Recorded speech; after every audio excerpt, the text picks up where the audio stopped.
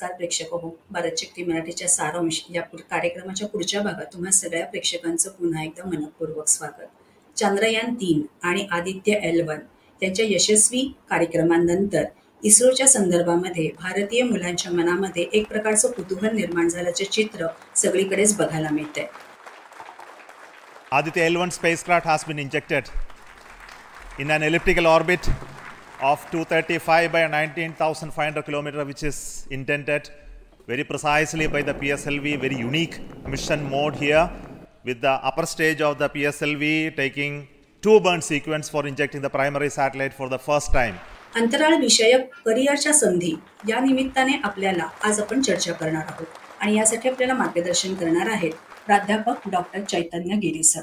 सरांची थोडक्यात ओळख करून द्यायची झाली तर भारतशक्ती परिवाराचा घटक असणाऱ्या अंतराळ विषयक वेबसाईट interstellar.news चे संपादक म्हणून ते कार्यरत आहेत.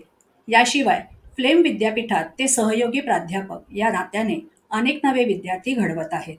Research and information system for developing countries या संस्थेचे सर सल्लागार असून टोकियो स्थित अर्थ लाईफ सायन्स इन्स्टिट्यूट आणि अमेरिकेतील नासा गोडार्ड आणि कार्नेली इन्स्टिट्यूटशी संलग्न असे शास्त्रज्ञ म्हणून सरांनी काम केलेलं आहे. जर्मनी येथील मॅक्स प्लांक सोसायटी आणि फ्रान्स येथील नीस शहरातील कोट डी अझूर विद्यापीठ येथून त्यांनी आपली जॉईंट PhD पूर्ण केली आहे. अनेक आंतरराष्ट्रीय पुरस्कार तसेच फेलोशिपचे सर मानकरी असून 2014 सालचा डीटर रामपाखर पुरस्कार तसेच ELSI ओरिजिनल नेटवर्क फेलोशिपचे ते विशेष मानकरी म्हणून त्यांचा उल्लेख करावा लागेल. याशिवाय रणनीतीशी संबंधित विषयांचे सल्लागार, लेखक, खगोल वैज्ञानिक म्हणूनही सरांची ओळख आपल्याला अर्थातच आहे. सर, आजच्या कार्यक्रमात तुमचं मनपूर्वक स्वागत. नमस्कार. नमस्कार मॅडम. सर, जसं मी आता उल्लेख केला की तरुण पिढीमध्ये किंवा भारतीय तरुण मुलांमध्ये आता अंतराळ विषयक कुतूहल खूप मोठ्या प्रमाणात वाढलेलं आहे आणि संशोधन फक्त एवढ्यापुरतंच आता मर्यादित न राहता याच्यामध्ये करिअरच्या अनेक संधी उपलब्ध आहेत असंही आता थोडंसं चित्र भारतीय मुलांच्या मध्ये निर्माण झालेलं आहे. तर या कोणत्या प्रकारच्या संधी भारतात राहून भारतीय मुलांना उपलब्ध होऊ शकतात आणि त्यातही महाराष्ट्रातल्या मराठी मुलांना उपलब्ध होऊ शकतात याबद्दल आज थोडक्यात मार्गदर्शन करा. मॅडम, खूपच चांगला विषय तुम्ही निवडला आहे. या विषयावर फार जास्त चर्चा होत नाही आहे. आपण देशाअंतर्गत खूप अशा नवीन घडामोडी पाहत आहोत. तुम्ही आदित्य-L1 चंद्रयानचा उल्लेख केला. त्यानंतर बरेचसे सातत्याने PSLV, GSLV Mark 3 ह्याचे लॉन्चेस होत आहेत आणि यामधून मुलांना किंवा त्यांच्या पालकांना फक्त स्फूर्तीच मिळते की त्यांना असं वाटायला लागलंय की ही आता एक नवीन करिअरची संधी निर्माण होते. अनेक वर्षांपासून आता आपल्याला हा विषय निवडताना बरेचसे म्हणजे अगदी डायव्हर्स असे जे घटक आहेत ते आपल्याला गृहीत धरावे लागणार आहेत. त्यामध्ये सगळ्यात पहिला घटक असा की भारतीय अंतराळ कार्यक्रम हा इस्रोच्या हातात अनेक वर्ष होता आणि ती त्यांनी कामगिरी अगदी चोखपणे पाळलेली आहे. जो आपला लॉन्च व्हेकल प्रोग्राम आहे, सॅटेलाइट प्रोग्राम्स आहेत, रिमोट सेन्सिंग म्हणा किंवा सॅटेलाइट टेलिकम्युनिकेशन म्हणा किंवा तुम्ही स्पेसक्राफ्ट म्हणजे एक्सप्लोरेशन वाला म्हणा, त्यामध्ये इस्रोने खूप मोठी कामगिरी करून दाखवलेली आहे. फक्त प्रॉब्लेम असा होत होता की इस्रो फार कमी लोकांना एम्प्लॉय करू शकते. त्यांची एम्प्लॉयमेंट ऑपॉर्च्युनिटीज फार कमी आहेत आणि जर भारताच्या अंतरिक्ष कार्यक्रमामध्ये जर आपल्या मुलांना मोठ्या संख्येने जर कॉन्ट्रीब्युट करायचं असेल, भारत हा एक टॅलेंटनी संपन्न असलेला देश आहे. तर या टॅलेंटला आपण फक्त इस्रोमध्ये उगाच म्हणजे अगदी ठुसायचं काम न करता त्यांना इस्रोच्या बाहेर पण संधी जर निर्माण करून दिल्या तर हे फार योग्य होईल असं सरकारला कुठेतरी गेल्या एक 5-10 वर्षात वाटायला लागलं होतं. आणि त्या अनुषंगाने 2020 साली जेव्हा कोविडमुळे अख्खं जग ठप्प पडलं होतं, त्यामध्ये इस्रो पण ठप्प पडलं होतं आणि अनेक अशा ज्या रिफॉर्म्स जे इस्रोला करायचे होते, ती रिफॉर्म्स करायची संधी इस्रोला आणि भारत सरकारला मिळाली. कारण सगळे वैज्ञानिक, सगळे त्यांचे जे इंजिनियर्स आहेत ते सगळे म्हणजे बिना कामाचे बसले होते. त्यांना फार काही करता येत नव्हतं, कुठली असेंब्ली करता येत नव्हती. कोविडमुळे लॉकडाऊन्स झाले होते, सप्लाय चेन सगळा पूर्णपणे थांबला होता. तर त्या वेळेस भारत सरकारने असं ठरवलं की ही उत्तम संधी आहे, जे आपल्याला रिफॉर्म्स घडवायचे होते ते आता या क्षणी घडवूया. आणि त्यामध्ये भारत सरकारने सांगितलं की यापुढे भारताचा जो प्रायव्हेट सेक्टर आहे हा मोठ्या प्रमाणामध्ये इस्रोला खांद्याला खांदा लावून कॉन्ट्रीब्युट करणार आहे. तो उद्या जर आपल्याला परत एकदा चंद्रावर जायचं असेल, साधारण आपण गृहीत धरूया 2030च्या दशकामध्ये, 40च्या दशकामध्ये, तर इट इज नॉट नेसेसरी की तो कार्यक्रम फक्त इस्रोच करेल. त्याचे जे पेलोड्स आहे, तो स्पेसक्राफ्ट आहे, ती एखादी प्रायव्हेट कंपनी पण बनवू शकते. जर त्यांच्याकडे उत्तम डिझाईन आहे, जो रोबस्ट आहे, स्ट्रॉंग आहे, जो तिथपर्यंत जाऊ शकतो, तर एका प्रायव्हेट कंपनीला पण संधी मिळेल. आणि ह्याची आता सुरुवात झालेली आहे. येत्या काळामध्ये जो आपला सगळ्यात भरोशाचा जो रॉकेट आहे, PSLV, हा प्रायव्हेट सेक्टरकडे जाणार आहे. आणि 3 ते 4 ज्या मोठ्या कंपन्या आहेत, ज्यांनी अ, अनेक वर्षांपासून इस्रोसाठी जे कंपोनंट्स बनवत गेले होते. तर सांगायला गेलं तर पश्चिम महाराष्ट्र स्थित वालचंद नगर इंडस्ट्रीज जे आहेत, किंवा मग बाबा कल्याणींची कल्याणी स्ट्रॅटेजिक सिस्टम्स आहे, भारत फोर्ज, किंवा तुम्ही मुंबई स्थित विक्रोळी स्थित गोदरेज एरोस्पेस आहे. यांनी अनेक वर्षांपासून कॉन्ट्रीब्युट केलेलं आहे. L&T आहे, लार्सन अँड टुब्रो आहे पवई स्थित. तर या कंपन्यांना आता सांगितलं गेलंय की बघा, तुमच्याकडे दांडगा अनुभव आहे हे रॉकेट्स बनवण्याचा. आता तुम्ही नुसतं आमचे रॉकेट्स बनवू नका, तुम्ही त्याच्यामध्ये पण स्वतःहून इनोव्हेशन्स काही करायला लागा.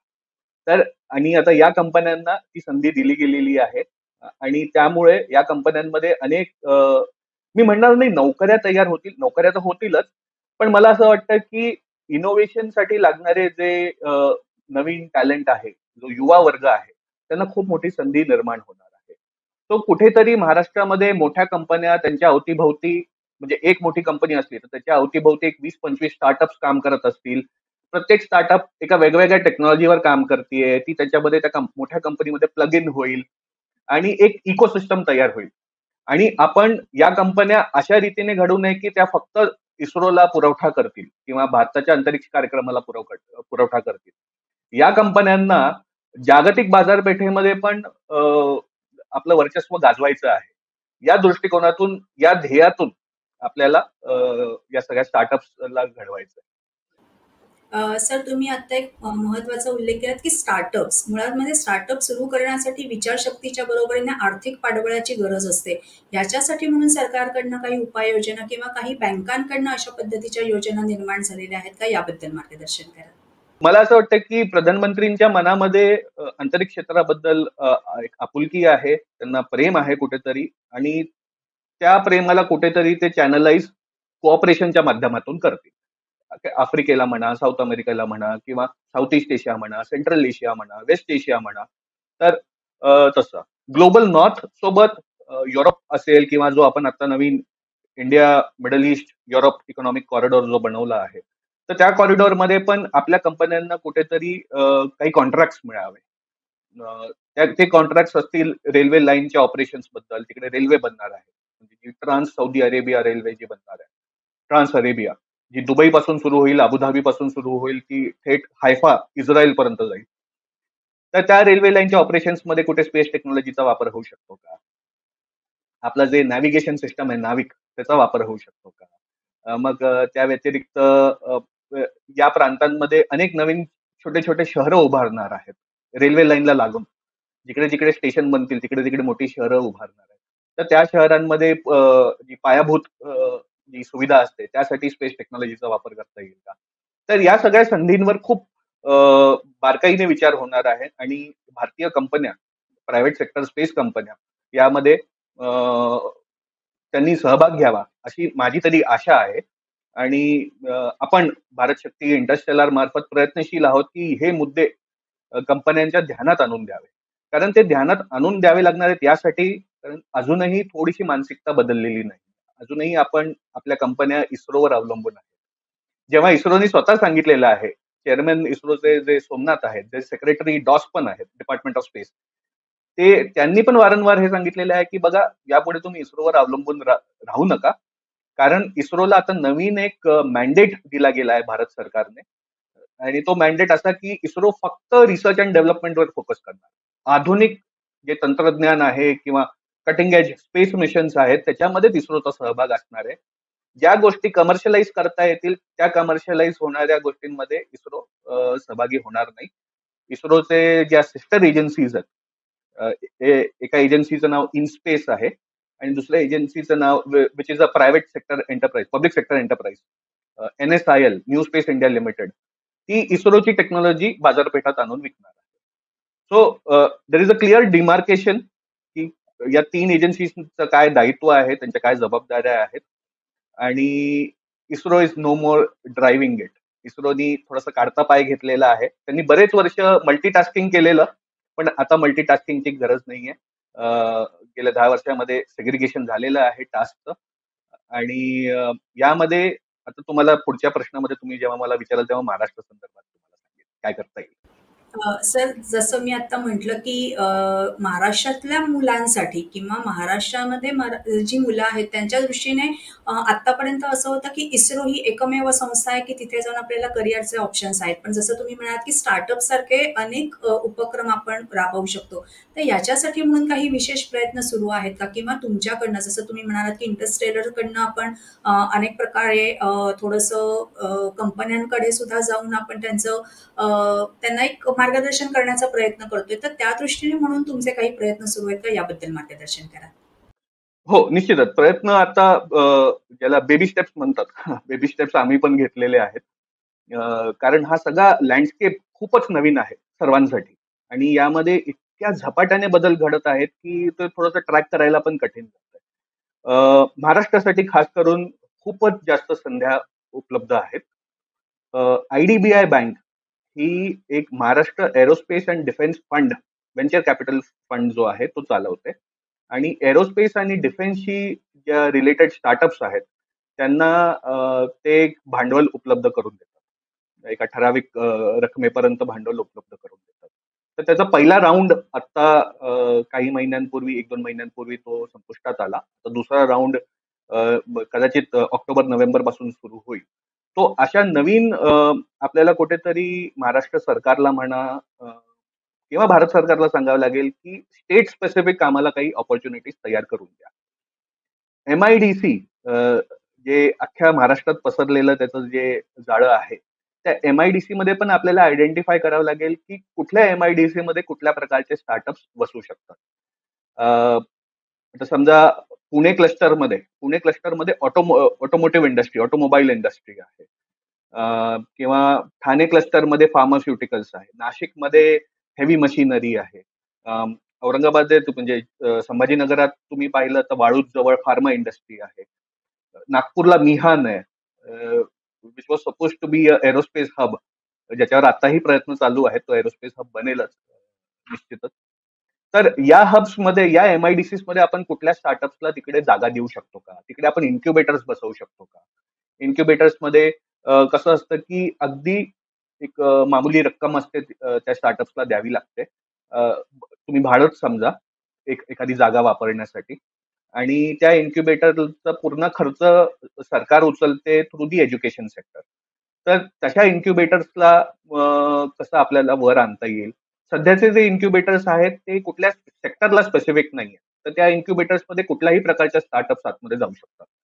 सो त्या डिजिटल टेक्नॉलॉजीज असतील, ई कॉमर्स असेल किंवा जास्त करून ई कॉमर्सच असतात किंवा इंजिनिअरिंगच्या ज्या असतात हार्डवेअर, तर त्या संदर्भातल्या स्टार्टअप्स गेल्या 5-10 वर्षात सुरू झाल्या होत्या. पण कोविड नंतर आपण असं पाहिलं की जेव्हा प्रधानमंत्र्यांनी असं कौल दिला की यापुढे भारताला आत्मनिर्भर व्हावं लागणार आहे, आत्मनिर्भर भारतचा कौल जो दिला गेला, त्यामध्ये एक लक्षात आलं की आपल्याला नुसतंच सर्व्हिस इंडस्ट्रीमध्ये राहता येणार नाही, आपल्या स्टार्टअप्सला हार्डवेअरमध्ये पण एंटर करावं लागेल. तर मे बी स्टार्टअप इंडियाला पण आता 10 वर्ष होतील पुढच्या वर्षी. तर जेव्हा परत त्याचं एक अनालिसिस केलं, विश्लेषण केलं जाईल की आता येत्या 10-15 वर्षामध्ये स्टार्टअप इंडियाचं स्वरूप कसं असलं पाहिजे, त्यामध्ये हेच सांगितलं जाईल की हार्डवेअरवर आपण आता फोकस केला पाहिजे. कारण कुठल्याही देशाकडून आपल्याला जसं आधी इझिली हार्डवेअर मिळत होतं ते मिळणार नाही. त्याचं कारण नंबर 1 म्हणजे भारत स्वतः त्याचं स्थान खूप वरचढ होत चाललं आहे. बरेच देश तशा प्रकारची टेक्नॉलॉजी आपल्याला द्यायला मागे पुढे पाहतील. नंबर 2 म्हणजे आपल्याकडून अपेक्षा जगाच्या वाढलेल्या आहेत. तर काही गोष्टीवर आपण जेव्हा इतरांवर अवलंबून होतो ते आपल्याला आता स्वतःहून स्वावलंबन आत्मसात करावं लागणार आहे. नंबर 3 म्हणजे आपल्याकडे एवढा मोठं साधन असताना, टॅलेंटचं म्हणा किंवा जर भांडवल मोठ्या प्रमाणे भारतात येत असेल तर we can't be depending on anybody else. तर त्याखेरीज आपल्याला आपल्या स्टार्टअप्सला खूप बारकाईने या गोष्टींकडे पाहून वर यावं लागणार आहे.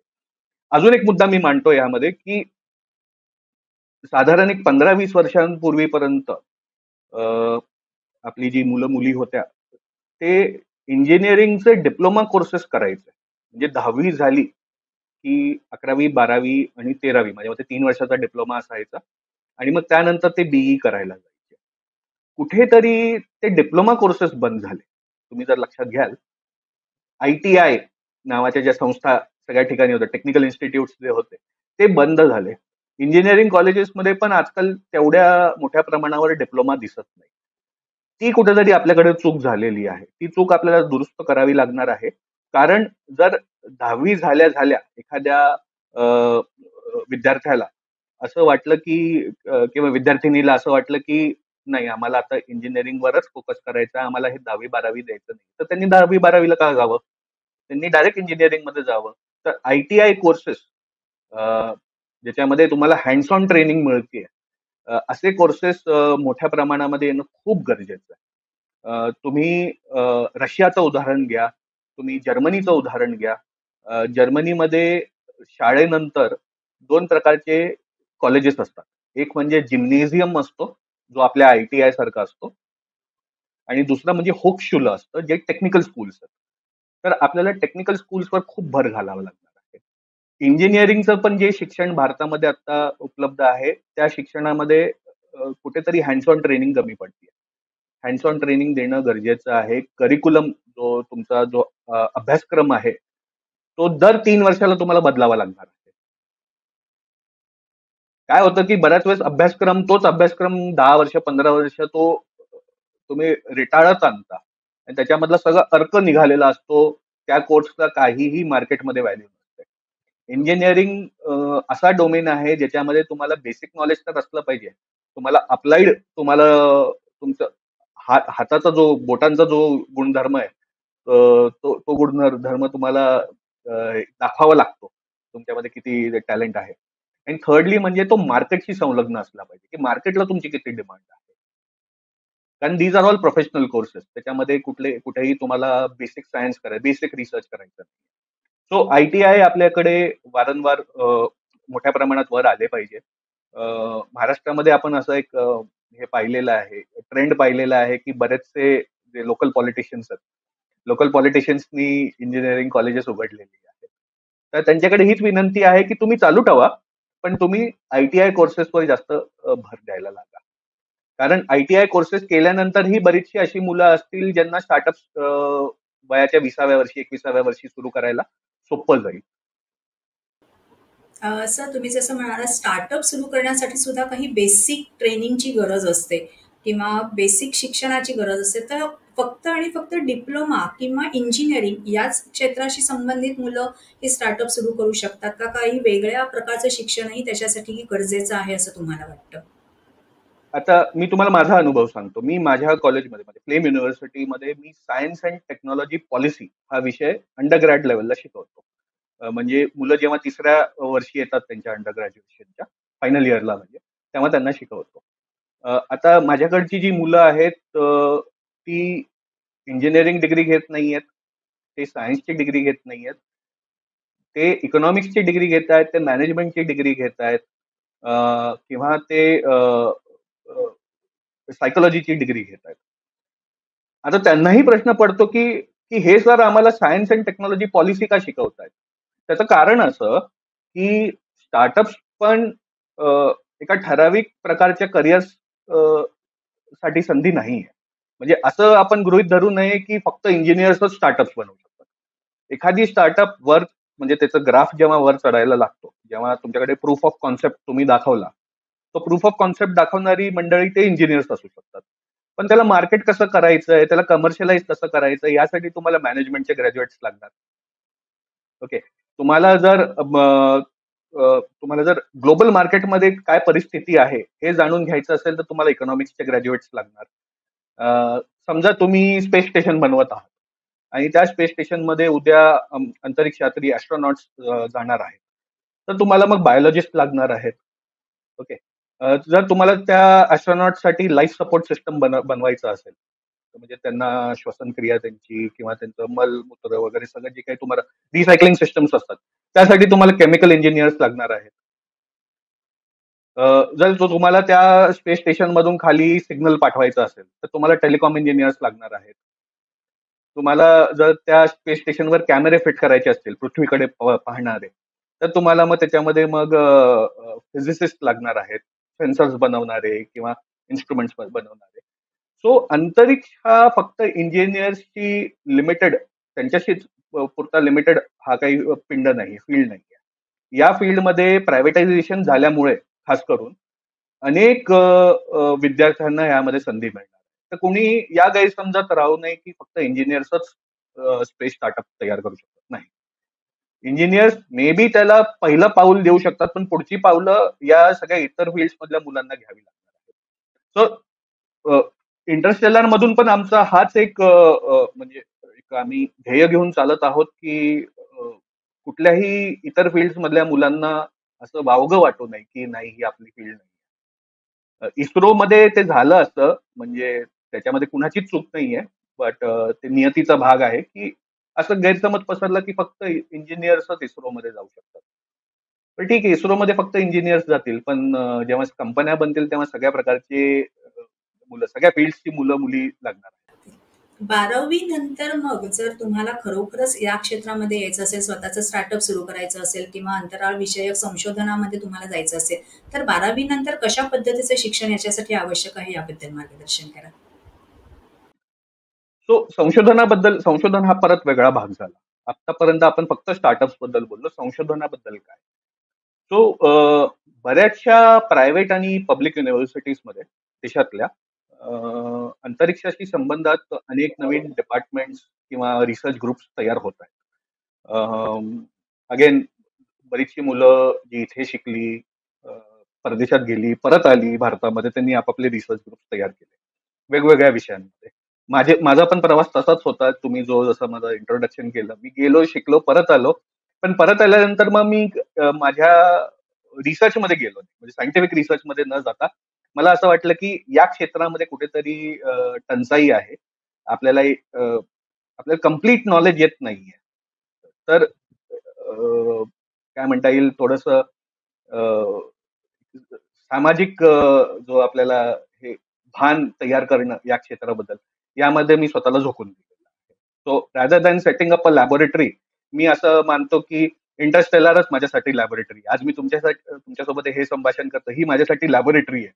कारण मी इथे नवीन विचार तयार करून तो त्याचा प्रसार करत आहोत. सो कमिंग बॅक टू संशोधन, अनेक रिसर्च युनिव्हर्सिटीजमध्ये लॅब्स उघडत आहेत.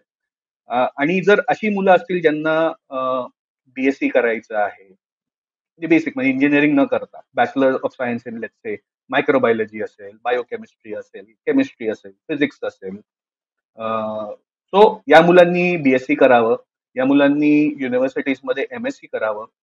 जेव्हा मास्टर्स करायला जातील तेव्हा शेवटच्या 6 महिन्यामध्ये बऱ्याच मुलांना इंटर्नशिप करावी लागते. तर इंटर्नशिपची संधी जेव्हा मिळते, तर त्या इंटर्नशिप करताना आपल्या इथे ज्या नवीन आता स्टार्टअप्स तयार होतील, त्या स्टार्टअप्समध्ये तुम्ही 6 महिन्याचं ट्रेनिंग घ्या, मोठ्या कंपन्यांमध्ये जा, किंवा तुमच्या व्यतिरिक्त इतर कुठल्या युनिव्हर्सिटीमध्ये, म्हणजे तुमच्या युनिव्हर्सिटी व्यतिरिक्त इतर कुठल्या युनिव्हर्सिटीमध्ये एखादी लॅब असेल, तर त्या लॅबमध्ये जाऊन तुम्ही इंटर्नशिप करा. हे सगळं सहज शक्य आहे आजच्या घडीलाही. सो फक्त आपल्याला त्या मुलांना हे आयडेंटिफाय करावं लागेल की यू कॅन स्टे कन्फ्युज. तुम्हाला बॅचलर्स होईपर्यंत तुम्ही कन्फ्युज राहू शकता की कुठलं पाऊल घ्यायचं पुढे, पण एकदा तुम्ही मास्टर्स मध्ये आला की तुमचं ध्येय सेट झालं पाहिजे तोपर्यंत. आणि मग त्यानुसार तुम्ही तुमची पहिली इंटर्नशिप, दुसरी इंटर्नशिप, मग नंतर तुम्ही पुढचं पाऊल घेऊ शकता. So you can do a PhD पण तुम्ही चांगल्या युनिव्हर्सिटीजमध्ये घ्या.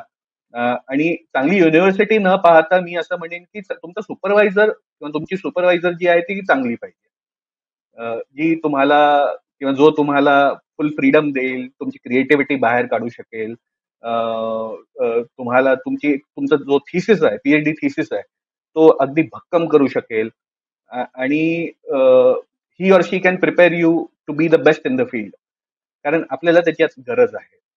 सो पीएचडी साठी तसं मार्ग उपलब्ध आहे. आणि त्यानंतर पीएचडी केल्यानंतरही तुम्ही you can still enter the private sector. असं नाही की पीएचडी केल्यानंतर तुम्हाला प्रायव्हेट सेक्टरची दारं बंद आहेत. तुम्ही प्रायव्हेट सेक्टरमध्ये जाऊ शकता, तुम्ही एखाद्या रिसर्च लॅबमध्ये जाऊ शकता, तुम्ही एखाद्या थिंक टँकमध्ये जाऊ शकता, तुम्ही इकॉनॉमिक अनालिसिस करू शकता, की एखाद्या तुम्ही जर चंद्रावर जाण्यासाठी जो मिशन आहे त्या मिशनच्या किमती कशा खाली आणू शकू, हा पण एक खूप मोठा अभ्यासाचा विषय आहे.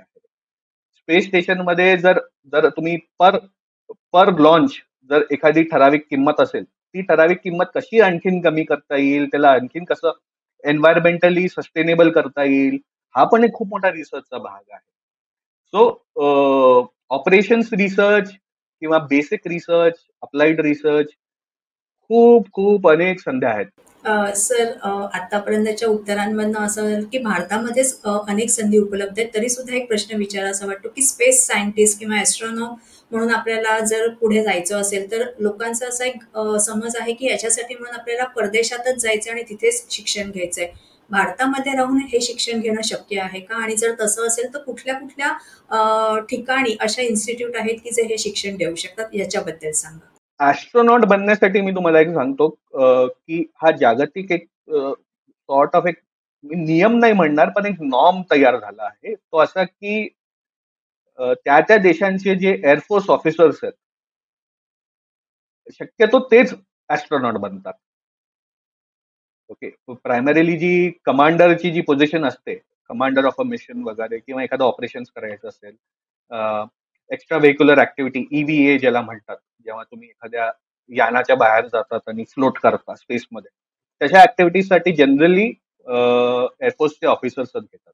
आणि त्यामागचं मुख्य कारण आणि खूप सोपं कारण असं आहे की जेव्हा एअरफोर्सची ट्रेनिंग होते, पायलटची एखादी ट्रेनिंग होते, they are one of the very few people in the world ज्यांना हाय जी फोर्सेस ही त्यांना ट्रेनिंग असते. म्हणजे एखादं तुम्ही सेंट्रीफ्यूज मध्ये त्यांना टाकलं जातं आणि त्यांना जेव्हा जी फोर्स 8, 9, 10 इतका जातो, त्या फोर्सेसला ते सस्टेन करू शकतात. तर त्याच्यामध्ये त्यांची शारीरिक कुवत ही फार महत्वाची असते. सो जर ॲस्ट्रॉनॉट कुणाला बनायचं असेल येत्या काळामध्ये, तर मी म्हणेन की इंडियन एअरफोर्स जॉईन करा आणि इंडियन एअरफोर्सहून तुम्ही कमांडियरिंग पोझिशन्सवर जाऊ शकता.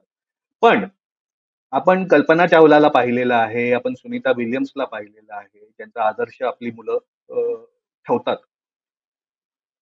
या व्यक्ती या एअरफोर्स मधल्या नव्हत्या, या सायंटिस्ट होत्या.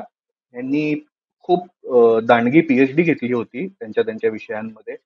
आणि मग त्यानंतर त्यांनी काही सायमल्टेनियसली एरोस्पेसची ट्रेनिंग घेतली होती. आता तशी ट्रेनिंग भारतामध्ये अजून थोडे वर्ष लागतील, माझ्या मते पुढच्या 5-10 वर्षामध्ये एव्हिएशन स्कूल्स ज्या आहेत आपल्या, अशा प्रकारच्या ट्रेनिंग द्यायला सुरुवात करू शकतील. खास करून ज्या गव्हर्नमेंटशी अगदी जवळच्या आहेत त्या एव्हिएशन स्कूल्स. आणि तिकडे जर तुम्हाला एकदा हाय जी फोर्सेसची ट्रेनिंग, तुम्हाला how to fly an aircraft वगैरे ही ट्रेनिंग वगैरे मिळाली, तर that is another opportunity waiting to be explored. दुसरा प्रश्न काय होता तुमचा? परदेशात जायची गरज नाही. नाही नाही, परदेशात जायची गरज नाही.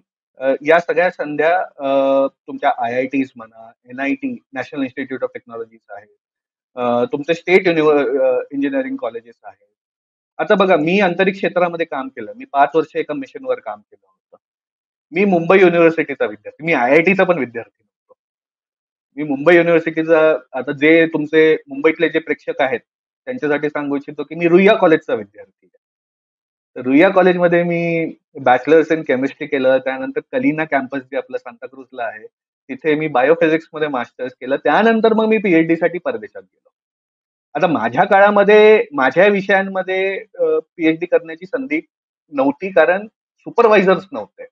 आजच्या घडीला जे माझ्यासोबत परदेशात शिकत होते, बरीचशी मंडळी जी परत आली भारतामध्ये, काही इकडे आयसर पुण्यात आहेत, काही कोल्हापूर युनिव्हर्सिटीमध्ये आहेत, काही मुंबई IIT मध्ये आहेत. तर ह्यांनी रिसर्च ग्रुप सुरू केलेत आणि त्यांना विद्यार्थ्यांची गरज आहे त्या त्या विषयांमध्ये. तर ते विद्यार्थी तुम्हाला घेऊ शकतात, ते तुम्हाला आता गाईड करायला तयार. एका काळामध्ये ते नव्हते अवेलेबल, आता आहेत. सो परदेशात अगदीच जावं असं नाही. जर तुमचा अगदी विषय तुमचा ठरलेला आहे, स्पेसिफिक आहे आणि तुमच्या विषयाला एखादा सुपरवायझर इकडे नाहीये, मेंटॉर नाहीये, तर मग तुम्ही विचार करू शकता की परदेशात जावं. पण इथे तुम्ही शोध पुरेसा करा आणि मगच परदेशात जा, असा सल्ला मी. म्हणजे सर खरं तर मानसिकता बदलण्याची गरज आहे. जसं आपण कायम म्हणत आलेलो आहोत, की भारताची प्रगती होते आहे. पण त्या प्रगतीबरोबरच तुमची मानसिकता बदलणं आणि कायम परदेशाकडे म्हणूनच चांगलं शिक्षण मिळतं असं न बघता, तर भारतामध्ये सुद्धा चांगल्या संध्या उपलब्ध आहेत. हे आजच्या कार्यक्रमातनं तुम्ही इतक्या छान पद्धतीने सांगितलंत, की अनेक प्रेक्षकांना आता पुढच्या काळामध्ये जर आपल्या मुलाला किंवा आपल्या पाल्याला जर या क्षेत्रामध्ये यायचं असेल तर कुठल्या कुठल्या प्रकारच्या संधी उपलब्ध आहेत याचं मार्गदर्शन आज तुमच्या या सगळ्या कार्यक्रमातनं आपल्या झालेलं आहे. आणि मला असं वाटतं हाच आपल्या कार्यक्रमाचा उद्देश होता, की मराठी मुलांनी या क्षेत्रामध्ये यावं याच्यासाठी म्हणून हा कार्यक्रम करण्यामागची ही संकल्पना खरं तर तुम्हीच सुचवली होती. तर या सगळ्या मार्गदर्शनाबद्दल, सगळ्या माहितीबद्दल, सगळ्या प्रेक्षकांच्या वतीने आणि वैयक्तिकरित्या माझ्या वतीने खूप खूप आभार सर. धन्यवाद. नमस्कार. धन्यवाद. नमस्कार. प्रेक्षक हो, आजच्या भागात मिळालेली माहिती तुम्हाला कशी वाटली हे कमेंट्सद्वारे आमच्यापर्यंत नक्की पोहोचवा. याशिवाय इतर कुठल्या विषयांवरती तुम्हाला कार्यक्रम बघायला आवडला असेल तर तेही आम्हाला कमेंट्सद्वारे कळवा. मात्र त्यासाठी काय करायचंय, भारत शक्ती मराठी या यूट्यूब चॅनलला लाईक करा, शेअर करा, सबस्क्राईब करा. याशिवाय इतर सोशल मीडिया प्लॅटफॉर्मना सुद्धा तुम्ही फॉलो करत असाल अशी आम्हाला आशा आहे. भेटूया सारांशच्या पुढच्या भागात एका नवीन विषयासह. तोपर्यंत नमस्कार.